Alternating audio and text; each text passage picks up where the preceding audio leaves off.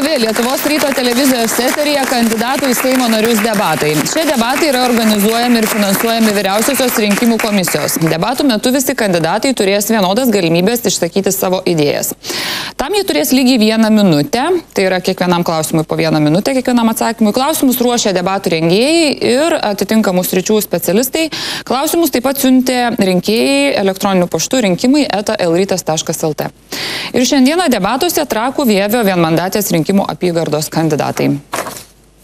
Susipažinkime. Sąrašo numeris 1 Lietuvos socialdemokratų partija, kandidatas į Seimo narius Vytautas Zalieckas. Sveiki. Tėvynės sąjunga Lietuvos krikščionys demokratai, sąrašo numeris 2, kandidatas į Seimo narius Vidas Urbonavičius. Sveiki. Sveiki. Lietuvos laisvės sąjunga liberalai, kandidatas į Seimo narius Vidūnas Sadauskas, sąrašo numeris 3. Sveiki. Lietuvos valstiečių ir žaliųjų sąjunga, kandidatas į Seimo narius Egidijus Vareikis, sąrašo numeris 6. Liberalų sąjūdis, kandidatas į Seimo narius Jonas Liesys, sąrašo numeris 7. Sveiki. Darbo partija, sąrašo numeris 8, kandidatė į Seimo narius Dangutė Mikutienė. Sveiki. Lietuvos liaudės partija, kandidatas į Seimo narius Kazimieras Juraitis, sąrašo numeris 10. Sąrašo numeris 11, Lietuvos Lenkų rinkimų akcija, Krikščioniškų šeimų sąjunga, kandidatas į Seimo narius Jaroslav Narkevič. Sveiki. Sąrašo numeris 13, politinė partija Lietuvos sąrašas, kandidatas į Seimo narius Šarūnas Bagdonas. Sveiki. Gera diena. Tradiciškai pradžioje pristatote save, pasakote, kodėl jūs siekiate tapti Seimo nariu ir kodėl rinkėjas turėtų balsuoti būtent už jūs, o ne už jūsų konkurentus. Taigi, Vytautas Zalieckas, prašau.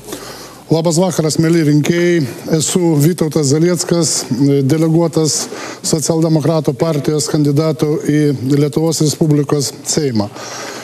Visų pirma, žengiant į priekį, norėčiau trumpai keliais žodžiais apibūdinti mūsų nuveiktus darbus dabartinių Seimo narių. Tai turbūt nieks neprieštaraus, kad atlyginimai buvo keliami minimalus 3 kartus, kad ekonomika augo, kad buvo pensijos kompensuojamos, kad su mokesčiais PVM planas pirmą kartą pradėtas vykdyti ir daug kitų gerų darbų buvo padaryta per šitą laikotarpį. Tačiau pavarčiau dar ir 12 metų mūsų rinkimų programą, kai kurie punktai neįvykdyti. Tai buvo neįvykdyta, kad nemokamas maitinimas kiekvienam pradinukui mokyklose. Tačiau šitos veiksnius, manau, lėmė geopolitinės priežastys. Mūsų pagrindiniai tikslai: atlyginimas 1100 eurų, minimalus atlyginimas 550 eurų. Ir manau, kad šitų pagrindinių dalykų mes pasieksime ir tikimės jūsų palaikymo. Ačiū, mėly rinkėjai. Tai dabar pristatėt partiją, o save? Pristačiau, kai galėjau. Gerai, tai aš pamėginsiu jūsų paklausinėti, kad truputėlį būtų aiškiau apie jūs rinkėjui. Kiek kartų jūs keitėt partijas? Socialdemokratų partijoje esu nuo pat pradžių. O su valstiečiais nebuvau įstojęs, buvau tik tai jų sąraše. Bet vis tiek buvot pasirinkę šią politinę? Vienu metu taip. Buvo iškėlę mane į savo sąrašą. O jūsų manimų taip normalu čia keisti tas partijas? Tai jeigu žmonės kelia, jeigu manim pasitikė, aš esu ūkininkas ir tuo metu buvo taip nutarta. Aš kalbu apie pažiūras jūsų. Mano pažiūras yra socialdemokratinės, yra, buvo ir bus. 14 metais savivaldybės opozicija jums buvo išreiškusi nepasitikėjimą, buvote atleistas pateikus 9 tarybos narių interpeliaciją, kurioje teigiama, kad jūs kaip meras nesugebėjote tarybos narių konsoliduoti bendram ir konstruktyviam darbui ir buvote atleistas. Kaip jūs žadate valdyti valstybę, jeigu net nesugebate išlikti mero kėdėje? Ten sprendė, kaip jūs minėjot, 9 pareiškė interpeliaciją, 13 balsavo, bet palyginus su 13 tarybos narių interpeliacija per mero rinkimus gavo 4000 rinkėjų pasitikėjimo balsų. Tai aš manau, kad rinkėjas manim tiki mūsų partiją, tiki mūsų darbais ir todėl esu šiandien čia ir vėl kandidatuoju į Seimą. Pagal jūsų kompetenciją, kur jūs jūsų manimų galėtumėte Seime dirbti? Aš gyvenime darau tai, ką moku. Pagrindinis mano, sakykime, būtų veikla, tai žemės ūkis, toliau savivalda, ir manau, to užtektų. Kaip Jūs manot, kokia turėtų būti Seimo nario alga, kad jam pakaktų išlaikyti save, patarėjus, padėjėjus, apsimokėti kanceliarinės išlaidas ir taip? Tai dabar alga tai yra toks dalykas, kad kiekvienas ne tik Seimo narys, bet ir žmogus turi gyventi oriai, tai yra mūsų partijos devizas. Mano manimu, kad Seimo nario alga turi būti vidutinė, kaip bet kurio Lietuvos piliečio alga, o padėjėjus, patarėjus, kanceliarinės išlaidas, tai turi nustatyti valstybė ir tai turi būti reglamentuota įstatymais. Tai koks tas vidutinis atlyginimas Lietuvoje? Mes dabar deklaruojam, kad jis iki 20 metų bus... Oi, tai aš neklausiu, ką Jūs deklaruojate. 1100 eurų. Tai aš sakau... Tai gerai, o dabar jis koks yra? Dabar yra Seimo nario koks atlyginimas? Ne Seimo nario, vidutinis atlyginimas Lietuvoje. Čia aš jau Jūsų žinių klausiu. Jūs čia supratau.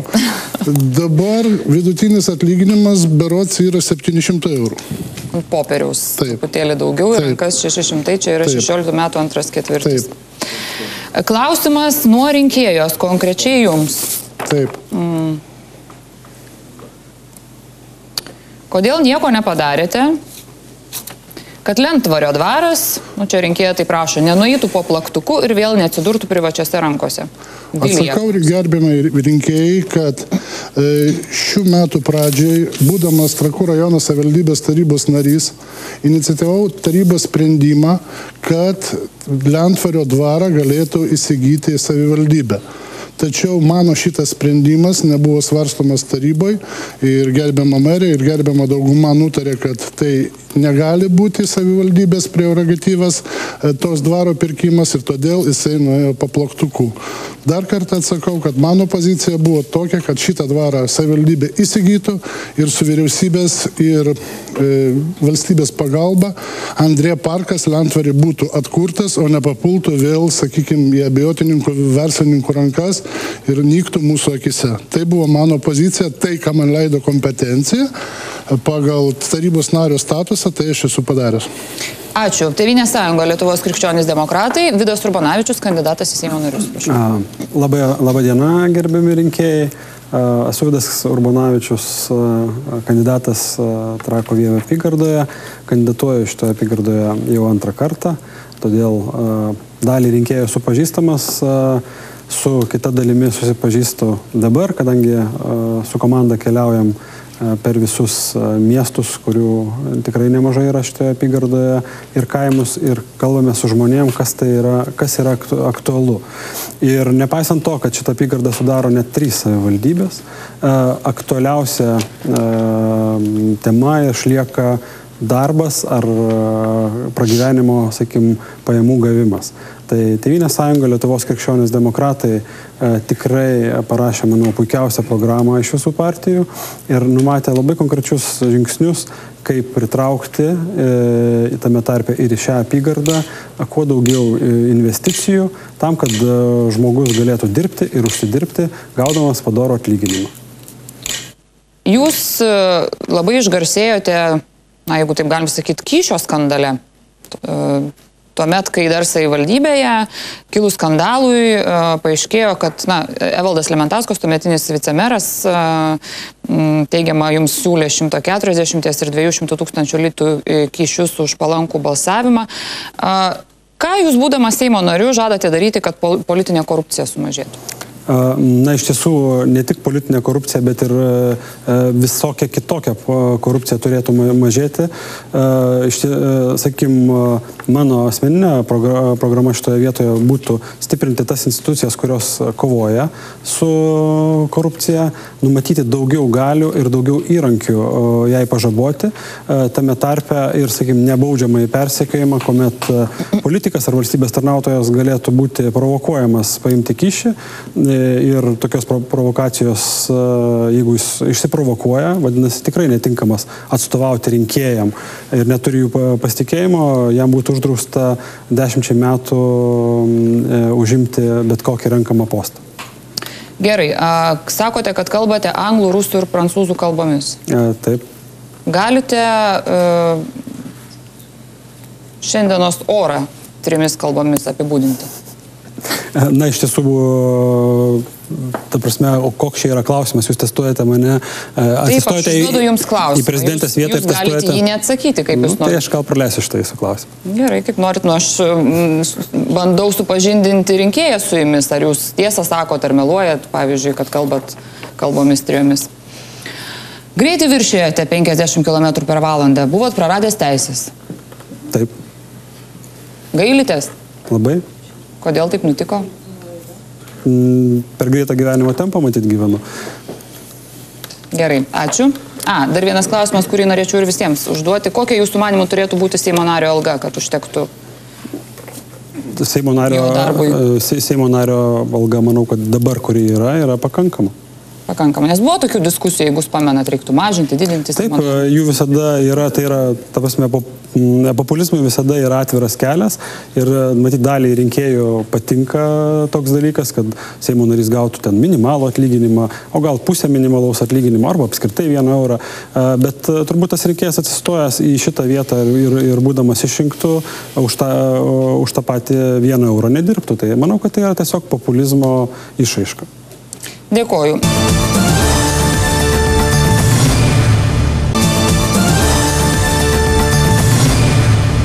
Lietuvos Laisvės sąjunga, liberalai, kandidatas į Seimo narius Vidūnas Sadauskas. Prašau.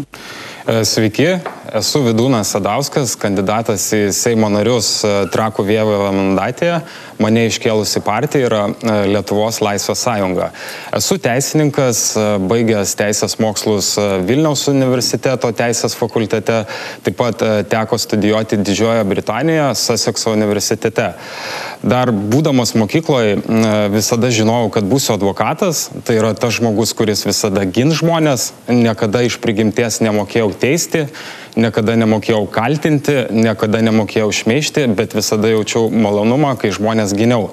Ir manau, kad iš tikrųjų tokių daugiau žmonių turi būti ir Seime. Man darbo vieta nereikalinga, aš ją turiu, tačiau atstovaudamas savo klientus pamačiau, kad būnant Seime iš tikrųjų galima žymiai daugiau išspręsti problemų, su kuriom susiduria žmonės. Mano ginklai tai nėra pinigai, nėra kapitalas, mano ginklas tai yra mano žinios, kuriomis aš noriu pasidalinti būdamas Seime. Kokie jūsų konkretūs tikslai, kuriuos žadate įgyvendinti būdamas Seimo nariu? Taip, tai jeigu prašytumėte įvardinti 5 tikslus, tai pirmas dalykas, natūralu, kad mes didžiausią dėmesį skiriam gyventojų pajamoms ir šiai dienai iš tikrųjų matome, kad darbo pajamos yra labai daug apmokestinamos lyginant su kitom pajamom, tai mūsų siūlymas iš tikrųjų darbo apmokestinimo darbo pajamų mažinti, tai yra vienas siūlymas, kitas siūlymas be abejo, kalbant su žmonėm, jie man dažnai sako, jeigu aš uždirbčiau normalų atlyginimą, tikrai nebūčiau kažkur Anglijoje, o pėsti grįžčiau namo, tai be abejo mes norim, kad 20 metais vidutinis darbo užmokestis būtų 1420 eurų. Na ir iš tikrųjų, kalbant apie Seimą, šiandieną, kadangi iš Lietuvos išvažiavo virš 800 000 žmonių, natūralu, kad Seimas turi mažėti ir mes siūloma, kad Seimas sudarytų 101 tautos atstovas. Tai dabar jau partijos tikslus įvardino, to asmeninius? Mano asmeninis tikslas, kad žmonės mano apygardoje būtų atstovaujami ir kad jie jaustųsi, kad tas Seimo narys padarė viską, kad jie savo mieste, savo kaime gyventų geriau. Tai šioje vietoje aš kaip teisininkas, pavyzdžiui, turiu pasiūlymą, kad žmonės, kurie pasikreipia į valstybinės institucijas, jie gautų paslaugą, nebūtų siuntinėjami iš vienos pusės į kitą, tačiau žmogų užpildytų prašymą, pateiktų visus priedus, nes naudojasi institucijos registrais ir žmonės gautų kokybiškas paslaugas. Tas pats klausimas, kurį visiems užduodu, kokia jūsų manimo turėtų būti Seimo nario alga? Seimo nario alga tikrai turėtų būti didesnė, vien tik todėl, kad labai didelės priežastys būtų korupcijai. Jeigu šiandieną Seimo narys gautų 771 eurą, tai yra vidutinis darbo užmokestis, iš tikrųjų manau, kad labai būtų didelė vieta korupcijai, taip kad aš manau, dabartinis atlyginimas jis tikrai yra pakankamas, galėtų kažkiek mažėti, bet kur mes turim problemą, tai yra, kad Seimo narys dar turi labai daug papildomų pajamų per visas kanceliarinės išlaidas ir Seimo statutas šiai dienai šitų dalykų nėra tinkamai sureglamentavęs. Tai šitoj vietoj turėtų būti padaryta tvarka. Ačiū. Lietuvos valstiečių ir žaliųjų sąjunga, kandidatas Egidijus Vareikis. Prašau. Sveiki. Na, man jau teko ne kartą susitikinėti su rinkėjai, su jumis rinkėjai apygardoje, miesteliuose, kaimuose ir jūs man dažnai užduodat tuos pačius klausimus. Tai kai kuriuos aš pabandysiu iškart ir atsakyti, kadangi kalbam apie save. Manęs klausia, ką aš veiksiu rinkimų vakare, tai su žmona švęsime 35 bendro gyvenimo metų sukaktį. Na, o savo gyvenimo kely man teko būti viskuo. Aš išaugau tokioj bendruomeniai, kur teko pabūti ir statybininkų, ir juodadarbių, viską kruopščiai atlikti. Buvau mokslininkas, biochemikas, gamtos mokslų daktaras, tai išmokė kruopštumo.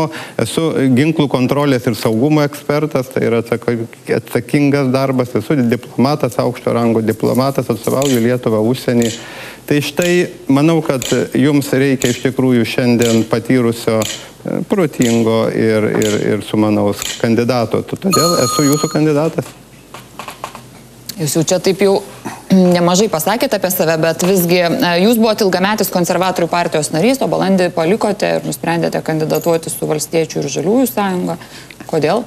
Na tai buvo sprendimas priimtas konservatorių, arba, kaip sakant, Tėvynės sąjungos Lietuvos krikščionių demokratų vadovybei. Jos vadovai nutarė, kad aš dėl savo kai kurių praeities, reiškia, gyvenimo epizodų esu netinkamas tai partijai.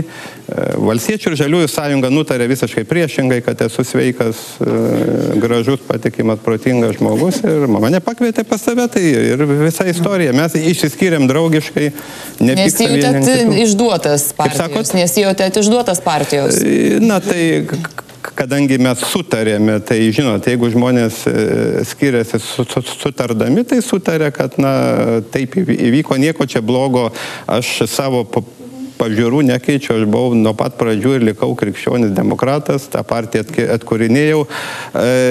Bėda yra ta, kad kai kurios partijos, kuriuose man teko būti, jos išnyko, dingo, tai taip yra dabar. Valstiečių ir Žaliųjų sąjunga mano pažiūrom reikštis leidžia visiškai laisvai, jokių nėra ribojimų ir aš čia manau, kad aš galiu iš tikrųjų save realizuoti. Toks buvo, žinot, Ramūno Karbauskio ir kitų partijos vadovų idėja yra rinkti specialistus, rinkti ekspertus, rinkti tikrai sugebančių žmonės.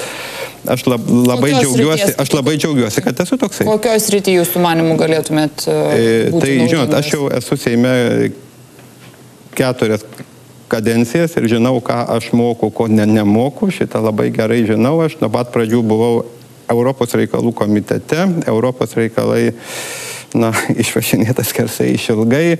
Gerai, ponia Vareikė, apie tą jūsų nelemtą gyvenimo etapą, apie kurį jūs pats užsiminėte, ko pasimokėte iš tos visos situacijos?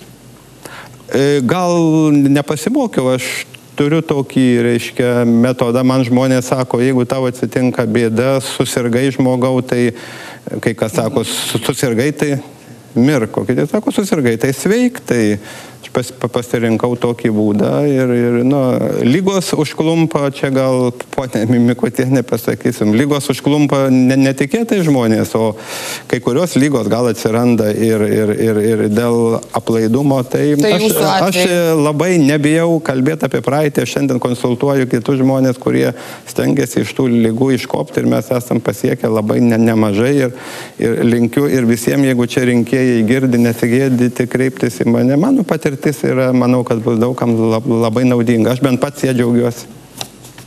Seimo nario alga, jūsų manimo, kokia turėtų būti? Šiandien yra Seimo nario alga. Jeigu jau tiksliai pasakyti, matot, gal kai kurie kandidatai norės biškį sumeluoti, tai pasakysiu. Šiandien Seimo nario alga yra dar neatstatyta iki prieškrizinio lygio. Tai reiktų jūsų manimo atstatyti? Tai jeigu jinai bus atstatyta, matot, man tai, atvirai šnekant, man tai užtenka ir šitos, o jeigu ta liga bus atstatyta, žinot, mes esam tokia šeima, mano žmona ir aš daug pinigų atiduodam labdarai, remiam katalikiškas vaikų organizacijas, tai jeigu tą algą ir pakelsi, tai tada turbūt džiaugsmo bus tiem vaikam, to, kaip mes gyvenam, mums to užtenka. Gerai, o šiaip tai, jeigu kalbėti iš tikrųjų, tai be populizmo, kaip čia sakė mano kolega, tai alga turi būti tokia, pagal kurią žmogus jaustųsi atsakingas už tuos veiksmus, kuriuos atlieka. Jeigu žmogus skirsto milijoninius pinigus, o jūs jam siūlo 10 eurų algą, tai yra, tiesiog juokinga. Ačiū. Lietuvos Respublikos liberalų sąjūdis, kandidatas į Seimo narius Jonas Lesys. Prašau. Labas vakaras, mėly Trakų Vievio apygardos rinkėjai. Esu Jonas Lesys, kandidatuoju 4 kartą šitoje apygardoje.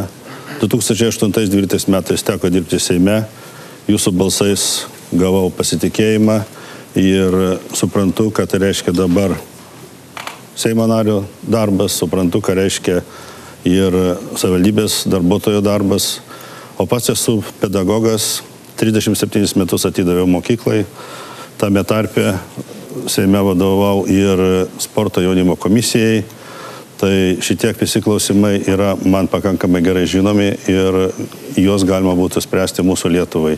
Nereiktų, manau, Seime dirbant taip ilgai mylutyti lauk baseinų Lietuvoje. Be to, kas liečia Trakų, Vievio, Grygiškių, Lentvario rinkėjus, tikrai yra daug nenuveiktų darbų, tai infrastruktūra, vykstantis kaimai, švietimas, mokyklų renovacija ir kiti darbai laukia mūsų. Apie jūs, truputėlį apie jūsų asmenybę, įvardinkit 3 privalumus, savo turiuomenį, ir 3 trūkumus. Jokingas klausimas. Privalumus, matyti, vardins kiti. Trūkumas yra toks, kad laiko stoka neleidžia padaryti visų gerų darbų tiek, kiek žmogus sugalvoja. Visų pirma, tai jų tikrai yra labai daug, o kada dirbi su komanda, tai reikia derinti klausimus ir tada visi klausimai yra sprendžiami. Be to, kas dar labai trukdo, tai irgi sakyčiau, tai įstatymų priėmimas, kuris tikrai užtrunka. Šiuo metu atėjo darbo kodekso įstatymas, vėl naujienos. Taip, kad mes, ką kalbame, kas liečia įstatymą išleidimą. Tai kad ne apie įstatymus kalbam, apie jūs. Apie mane, tai galima sakyti, aš juos turiu vykdyti kaip pilietis, klausyti ir manau, kad norėtų sužinoti, kas jūs toks, dirbti. Pirmiausia. Esu žmogus, Lietuvos pilietis, Trakų rajono gyventojas. Gerai, Seime, kaip jūs įsivaizduojat pagal jūsų kompetenciją, kur jūs dirbt galėtumėt? Tai, manau, aš negaliu krypti kitur, kaip tik tai švietimą ir kultūrą, sportą, nes kadangi tai yra mano specialybės, tai yra mano gyvenimas ir manau, kad čia daugiausiai galiu nuveikti šitoje srityje. Kokiom kalbom kalbat? Rusų, lenkų, dalinai vokiečių. Dalinai tai čia pagrindai, ar... Būtent tak, galima pasakyti. Primiršta kalba šiek tiek. Galima pasisveikinti. Mėgstamiausia jūsų knyga? Mano knyga, galiu pasakyti, mėgstamiausia yra tokia, kurią ir vakar paskaičiau anūkį, tai Andersono pasako ištraukas. Pasakas mėgsta. Anūkį perskaičiau vakar. Sekat pasakas ir skaitot. Vakar anūkiai. Gerai. Taip. Kokia Seimo nario alga jūsų manimų turėtų būti? Seimo nario alga, aš manau, mes čia negalime diskutuoti, tai kokią Seimą dabar paliks mums tą algą, tai tas Seimas ir gaus tas 4 metus, nes Seimo statutas tai pareigoja, patys Seimo nariai savo algos negali nusistatyti. Tai ta, kurie yra alga bus palikta, ką Seimas šitas priims, paliks ateinančiam Seimui, tai tai ir bus. Ačiū. Darbo partijos kandidatė į Seimo narius Dangutė Mikutienė, prašau. Labas vakaras, gerbiami rinkėjai. Nuoširdžiai esu dėkinga už bendrą darbą, už pasitikėjimą ir siekiu vėl jūsų pasitikėjimo 5. kadencijai Lietuvos Respublikos Seime. Visada buvau ištikima savo principams, nekeičiau jų, stengiausi dirbti greitai, sąžiningai, atsakingai, todėl ir mano šūkis yra toks pat, kaip ir visada - atsakomybė už Lietuvą, atsakomybė už jūs. Aš noriu jums prisiekti dėl 3 dalykų. Visada, kada nori žmogui padėti, kada reikia padėti, reikia tai daryti globėjiškai. Todėl mano priesaika jums yra pagalbai globa, darbui reiklumas, o veiklai tiesa. Taip, esu ir labai reikli savo, to reikalauju ir iš kitų.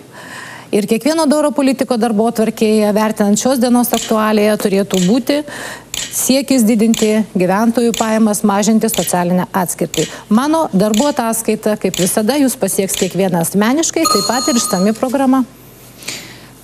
Yra klausimas nuo rinkėjos, poniai Dangutei Mikutienei. Išvardinkite 4 svarbiausius savo asmeninius, kaip Seimo narės, 4 praėjusių kadencijų darbus.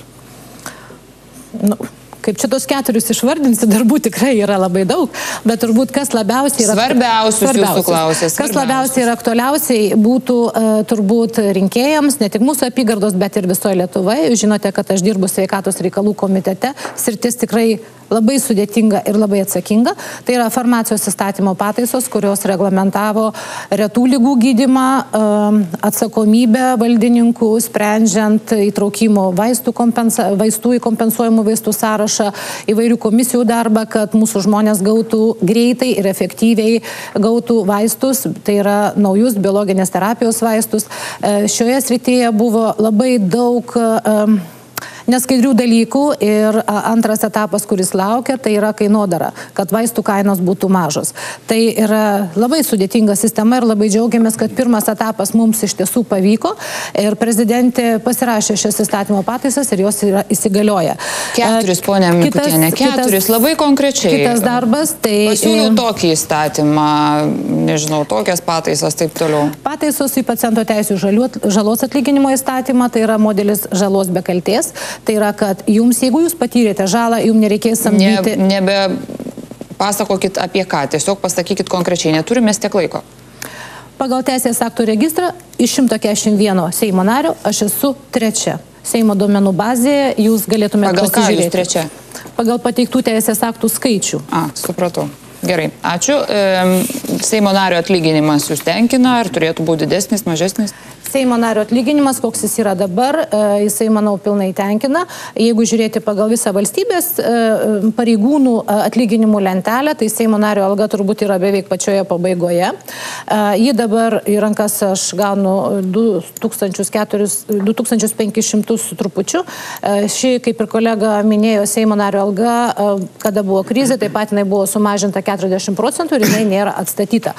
Dėl kanceliarinių norėčiau sureaguoti. Kanceliarinė siekia apie 700 eurų ir jos yra ne kažkaip nereglamentuotos. Mes už kiekvieną eurą atsiskaitome čekiais, kvitais ir visą tai pateikėme ir visą tai yra teisingai ir tvarkingai apskaityta. Už tai mes galime spausdinti straipsnius spaudoje, kanceliarinės išlaidos, už tai gali būti perkamas kuras ir taip toliau. Yra aiškiai reglamentuota, kam būtent šitie pinigai skirti. Taip, kad jie yra reglamentuoti. Pone Mikutienė, jūs bylinėjate su Valdu Adamkumi dėl jo knygoje pateiktų teiginių. Nemanot, kad tai buvo klaida jūsų? Ne, nemanau. Dėl to, kad aš slaugiau Teismas kitaip nustatė. Teismo reikalas, kaip nustatinėti ir naudodamas į progą, tikrai noriu pasakyti, mano amžinatilsi mama, aš ją slaugiau mirties patale, o knygoje buvo parašyta, kad aš tuo metu buvau Rusijoje. Tai yra labai neteisinga. Aš dar neturiu tokių savybių, kad galėčiau teleportuotis į Maskvą. Bet jūs buvote ten? Kur? Vykote ten? Tai buvo prieš kelius kitus mėnesius ir visiškai nieko bendro apie laikotarpį. Bet čia ne apie laikotarpį turbūt kalba, čia kalba apie tai, ką jūs ten veikėte. Konkrečios datos ir konkretus laikai buvo parašyti, aš manau, nesvarbu. O jūs dėl to ir bylinėjotės dėl datų? Nesvarbu yra visiškai. Ar dėl teiginių?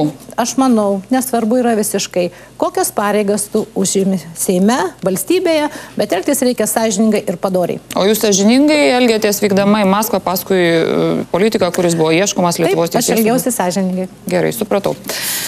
Toliau, Lietuvos liaudės partija, kandidatas į Seimo narius Kazimieras Juraitis. Prašau. Sveiki, esu Kazimieras Juraitis. Pirmiausia, kodėl pasirinkau Trakų Vievio apygardą. Pirmiausia, todėl, kad ten prasidėjo mano darbas. Pirmasis darbas buvo mano ten. Tai yra tuo metu buvo 85 metus. Buvau jauniausias Trakų vartotojų kooperatyvo pirmininkas. Jauniausias visoje Lietuvoje. Taip pat ten pradėjau verslą, kai prasidėjo persitvarkymas. Taip pat ten, kai baigiau tą etapą, iš ten išvažiavau į emigraciją. Tol, kol buvau emigracijoje, įsėjo mane kaip namai. Na ir kadangi ir dabar pusę savo gyvenimo laiko, tai yra vasaras, praleidžiu Trakų rajone, Aukštadvarį, o žiemą gyvenu Vilniuj, bet pažįstu puikiai Trakų rajoną, pažįstu mirštančius kaimus, todėl aš einu ten. Kaip Lietuvos liaudės partijos atstovas, kurio pirmininkas yra signataras Rolandas Paulauskas. Kokios jūsų pažiūros, ponė Juraitė? Mano pažiūros yra tos, kurios yra atspindi liaudės partijos programoje. Trumpai pažiūros pažymėtos va šitam buklete, kitoj pusėje. Nu, kaip dabar mums perskaityti, pasakykite, gal jūs pasakykit žodžiu? Gerai, galiu pagrindinės pasakyti. Pirmiausia yra pagrindinė, kad mes turim susigražinti emigrantus. Antras dalykas, Lietuvos žemė priklauso ne visiems norintiems gyventi joje, o Lietuvoje gimusiems, Lietuvos piliečiams. Trečia, mes turim saugoti savo vienintelį, mums likusį dar identitetą, tai yra lietuvių kalba. Mes turim bandyti atstatyti suverenitetą. Vardint toliau? Aš jums padėsiu, jūs nacionalistas, kitaip sakant. Ne, ką jūs? Jokių būdų.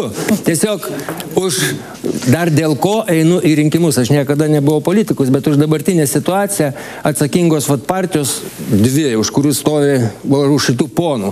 Tai yra konservatoriai ir socdemai, kur 25 metus jie vedė šitais pačiais bėgiais ir ką jie bešnekėtų, bet geriausia šitą situaciją atsispindi demografinis grafikas, kuris eina į išnykimą. Ir nesvarbu, ką jie sakys, bet bėgiai nesikeičia. Integracija, globalizacija ir taip toliau ir panašiai. Jeigu jūs būsite išrinktas Seimo nariu, jums reikės prisiekti padėjus ranką ant konstitucijos. Taip. Kaip jūs tai padarysite, jeigu jūs buvot kaltinamas už antivalstybinę veiklą? Buvau kaltinamas, bet nenuteistas. Tarp kitko, per 3 teismus nesugebėjau išreikalauti kratos nutarimo. Jį man slepia, matyt tikisi, kad aš Strasbūro teisme įrodysiu absurdiškumą. Tuo nutarimu buvo paneigta pagrindiniai demokratinės kovos principai. Tai va tas Jūs vienas iki jau nuteistas buvote, taip? Buvau, gal papasakoti? Už oficialaus dokumento suklastojimą ir panaudojimą. Papasakoti istoriją? Žinoma, mums visiems labai įdomu. Trumpai. Tada, kai mane už nelegalų darbą išgrūdo iš Vokietijos, aš negalėjau su savo pasu ten įvažiuoti, Lietuvoje man darbo nebuvo, tada nusipirkau pasą, kuris buvo, neprisimenu vardo, bet buvau Jokšas patapęs tuo metu. Ir vienu momentu mane rusai, nelietuviai, pagauna. Siūlas sako, nešviečia. O ką žinau, šviečia, nešviečia. Nu tai va buvo tokia istorija. Tai už tą istoriją dabar aš gaučiau, būčiau priimtas kaip pabėgėlis. Man net buvo žurnalistinis kilęs toksai idėja pasidažyti šiek tiek veidą, apsimesti sirų. Ateinu be nieko, nu ir priimkit mane ir gyvenčiau tada pašalpas, pagarboj, medicinis aprūpinimas. Tai o, bet tada skaitėsi nusikaltimas. Tarp kitko buvau teisiamas. Ponia Juraitė, jūsų knyga kokia mėgstamiausia? Oi. Nesenai buvo mėgstamiausia Grafo Kalergi knyga, kurią nesenai išverčiau. Ne, aš išverčiau, mūsų kolega išvertė savanoriai ir kurią tikimės išleisti ir pagal kurią šitie ponai mus toliau integruoja, spalvina, dėl ko pabėgėlius. Tai čia yra ideologas Grafas. Jūs esat prieš tai, kad Lietuva priimtų pabėgėlius, taip? Ne. Pabėgėliai ir ekonominiai migrantai yra skirtingi dalykai. Nereikia painiot. Jeigu jūs užduosit sekantį dar klausimą, koks mūsų bus vienas iš pirmų darbų, tai yra atstatyti... Aš tokio klausimo jums neužduodu. Užduosit paskui. Aš kitą klausimą jums užduosiu. Ar jūs pasisakot už Europos Sąjungą ir jos vertybės? Pasakykit man, kas yra Europos Sąjungos vertybės, tada aš galėsiu atsakyti. Nes jų į tokio, kokią mes stojame, Europos Sąjungos jau senai nebeliko. Tai kas tos vertybės? Tada jūs man paaiškinkit. Kodėl nebeliko tokios Europos Sąjungos? Nustojomės visiškai kitokią, mes tikėjomės, kad mums duos apipils pinigais, kad ten yra rojų žemėje. Dabar visiškai pasikeitė. Londono meras yra musulmonas, Briuselį pusė vaikų yra jau musulmonai, neliko, Europos neliko jo tokios kaip ji bus. O aš noriu išsaugoti savo kraštą. Vat ir tiek. Gerai, ačiū. Prašau.